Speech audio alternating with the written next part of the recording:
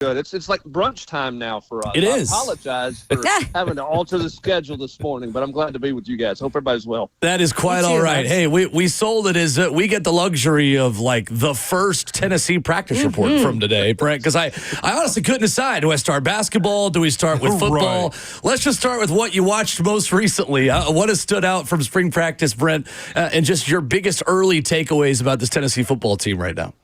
Well, I mean, I like what they look like, just the eyeball test. I think David Sanders is, he's still got to get stronger, but I like his polish. I think he's fundamentally really sound, and he's already put on 20 pounds. He'll put on 15 more between now and fall camp.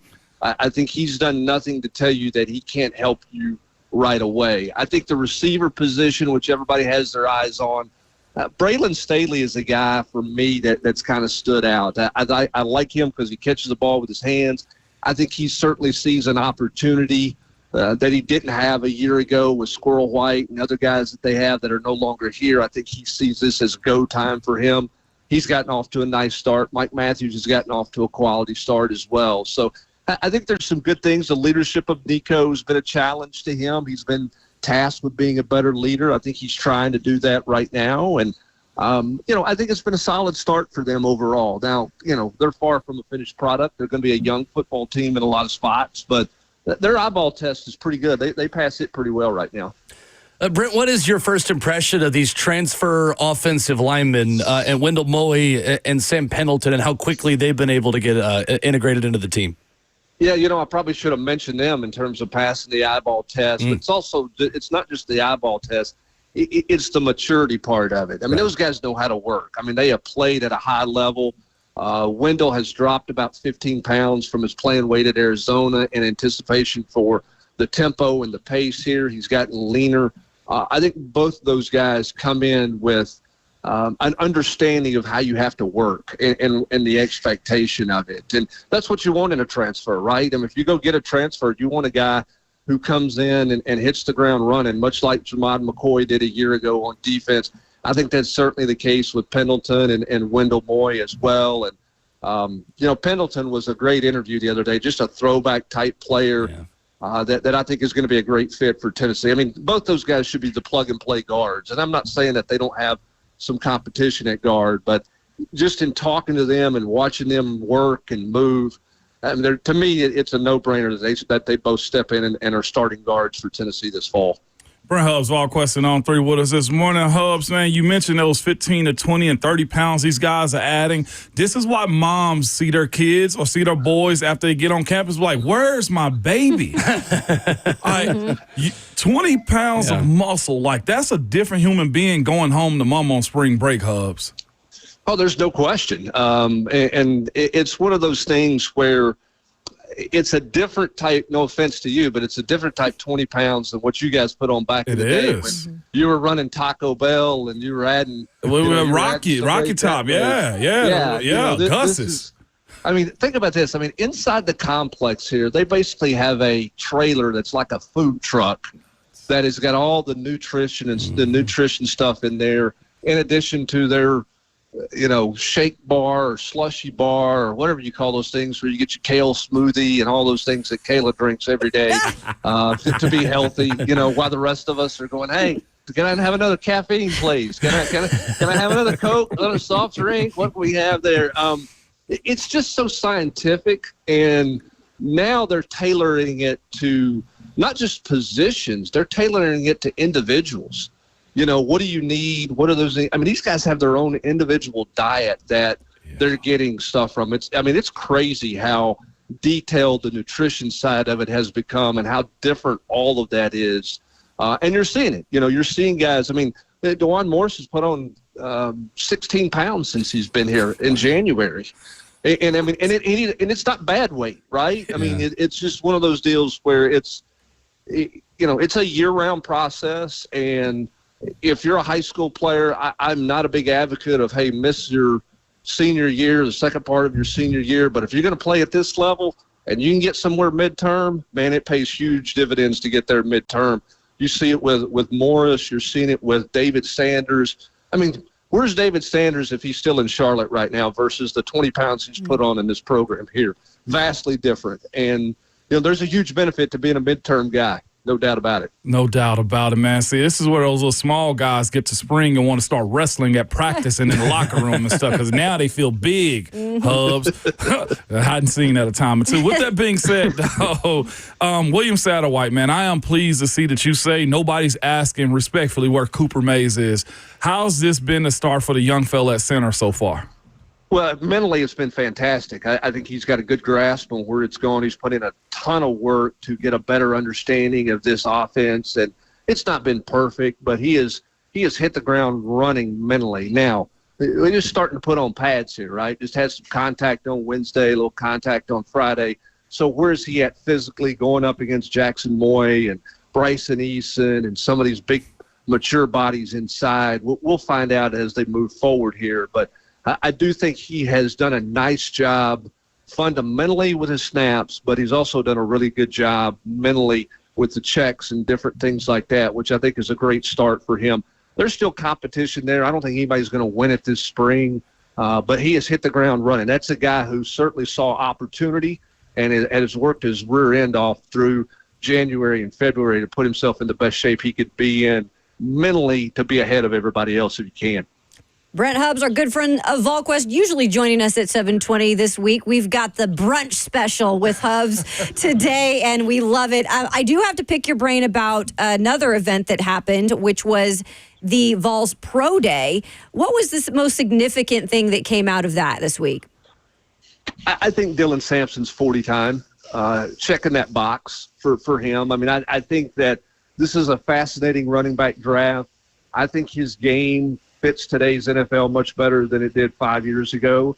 But he had to run a good time. He had to go sub 4.5, and he did that somewhere between a 4.46 and a 4.48 is where he was at. And I think that, checking that box off helps, with his stock and gets him into some individual workouts and all those types of things. He really helped himself, I think, at the combine with all of his interviews and the maturity that he showed and his leadership skills. And I think everybody wants to see, was he fast enough? And I think he won the day from that standpoint. I think Thornton did a solid job and, those types of things. But in terms of who won the day, who had the best day, the most important thing, it was that, Ramon Foster 4.6 40 time that knocked it out. Hell yeah, Hubs. Because he had to hit the mark. I mean, anything over a 4.4, or a 4.5 for him was going to be a bad day. He did exactly what he needed to do. From a former Vol running back to the current running back room, what has been maybe the greatest improvement you've seen from a guy like Deshaun Bishop in the past couple of years, and what have you seen early on from them in the spring practices? Yeah, I mean, I think Bishop is a guy who he just carries that chip on his shoulder. Everybody's counted him out and kind of, cast him aside, so to speak, and all he does is keep making plays. And I think the biggest thing he's done is get a better understanding of where the holes are and the feel for this offense. So, he finishes his runs falling forward, but I think he's seeing it and feeling it better than he ever has at this point. And that comes with experience. And, I'm buying stock in him. I mean, now they're going to rotate guys. They're going to play 2 or 3 of those guys, but everybody just kind of is dismissive to him because he was a former walk-on and that type of thing. I just think he's productive. I think he's always going to be productive. I don't think he's going to hit the 60, 65-yard run, but he's always going to fall forward, which I think is vital, and I think he's going to be a big part of what they do offensively in the run game. Brent Hubbs of VolQuest and On 3, our guest. Before we switch over to hoops, Brent, I wanted to ask you about this quote from Nico Iamaleava mentioning working with Mike Matthews this winter and saying, well, we got a new scheme in, and we're dialing him into the new scheme. How significant could these scheme changes be for Josh Heupel, and what kind of things do you think he is open to adjusting within this offense for 2025? Well, they're probably going to wishbone, right? Oh, perfect. Let's throw the bone in there. No, I mean, the thing about Josh Heupel is he's very protective of his offensive system. Okay, he's very secretive about it. He's very protective of it. He believes in it. It's proven itself over time. But what Josh Heupel is not against is tweaks and adjustments. And so I don't think it's, quote, new scheme, But I do think you're going to see some tweaks in some of the passing game stuff. And I do think you'll see, we saw a tweak last year. I mean, they played that 2 tight end set, which they hadn't really shown. They spent a lot of time working on that and, putting that in. So I don't think you're going to suddenly see them in a bunch of tight splits, and they're not going to be spread out sideline to sideline. I think that's always going to be a part of what they do. But I do think there'll be some tweaks in some of the routes and some of the different things that they do that way. More so than scheme changes, I just think some schematic tweaks to counter what teams did to them last year. Because, what Oklahoma did, what Arkansas did, everybody kind of followed suit to what Arkansas was doing with some of that 3 safety look stuff. And you got to find an answer to that. And what is that answer to remain explosive? And that's what Josh Heupel and Joey Halsley and Seth Luttrell and all those guys have been working on the last couple of months. So, Brent, we just got done talking with Ron Slay about a Tennessee basketball team who maybe feels like they didn't put their best foot forward last year in the SEC tournament and is not super thrilled about it. As we transition to basketball and look ahead of this weekend at Tennessee, Texas today, just how motivated is this Tennessee program to maybe right the wrongs of last year's SEC tournament performance and really try to win this thing this weekend? Well, I mean, I think they want to, go out and make a good showing for themselves. And as Rick Barnes said, anytime you show up to play, you want to win. And obviously, Tennessee failed to show a year ago. And, where they're mad about it was it cost them in the seeding line. It put them in that bracket with Purdue, which meant you didn't go to the Final Four. If they're in any other bracket, I think there's a real shot they're a Final Four team. So the seeding stuff is important. They want to put their best foot forward and show themselves. They'd love another crack at Auburn if they could get it. To do that, they've got to go out and handle business today against the Texas team that I think has solidified themselves in the NCAA tournament, but is certainly playing their best basketball. They've gotten healthy. Now you hope that they're wore out after how much they've played the last 2 days. But I think Tennessee wants to show themselves. I don't think you ever want to limp into the next tournament. I don't believe in the John Calipari. I mean, I understand he says they don't care whether they win it, and I think playing into Sunday on that thing can be detrimental if you turn around and play Thursday, which is what happened to Auburn a year ago, which is why coaches have issues with the schedule of the SEC tournament. But I don't think anybody wants to go out there and just lay an egg so they can get back to the house and rest for 3 days. So Tennessee wants to show well, and it starts by playing well this afternoon, and we'll see what kind of start Tennessee gets off to. They're notoriously pretty slow starting in these events, so we'll see if they can get out of the gates pretty quick today.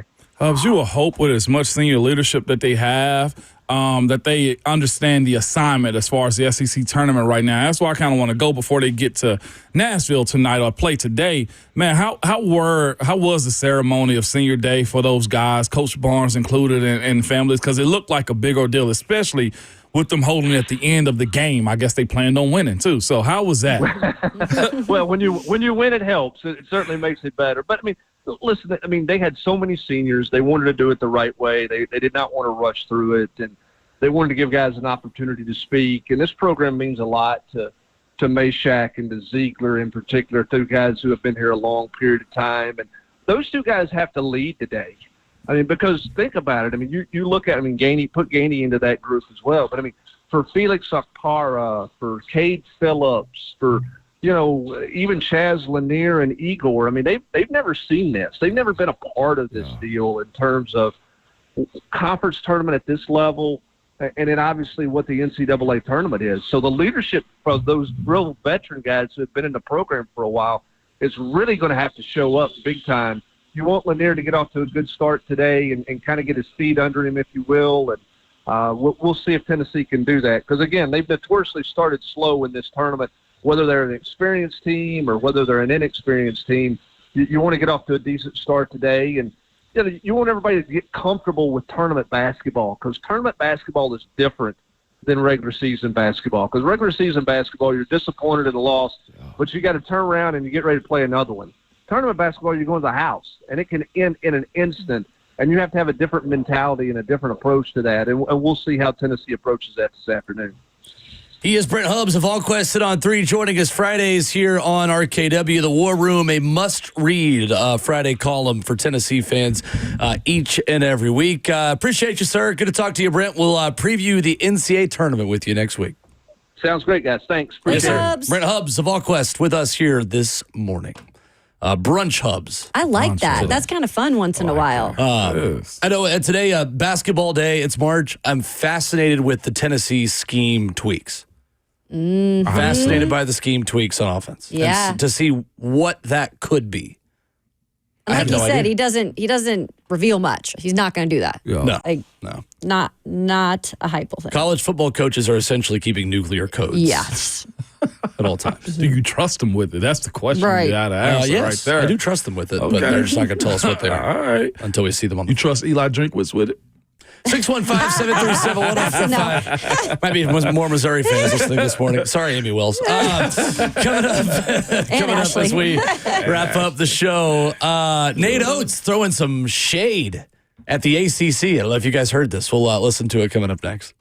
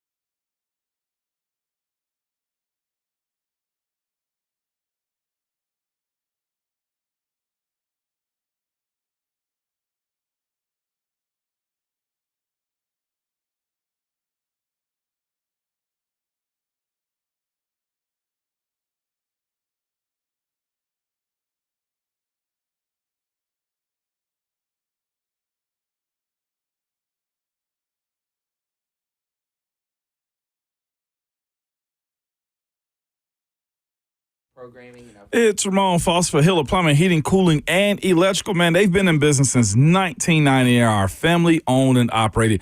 Jimmy Hiller was recently named amongst the most admired CEOs because of the way he truly cares for his team and his clients. They also take care of the customer on every job, every time, and they stand by their work, so much so that they guarantee 100% satisfaction because the slogan is, happy you will be or the service is free. If a customer isn't pleased with their work, they will make it right, man. They always send a professional, experienced, trustworthy technicians to come into your home and leave it cleaner and better than they found it. Part I love about them is this, man, the true transparency pricing. It means this. Every part of the job is told to you up front. So homeowners understand what they're paying for and why. There will be no hidden fees, no added costs, no surprises when you get your bill. No trickeration with Hiller, man. So if you want to book them for heating, plumbing, cooling, or electrical, man, reach out to them at happyhiller.com.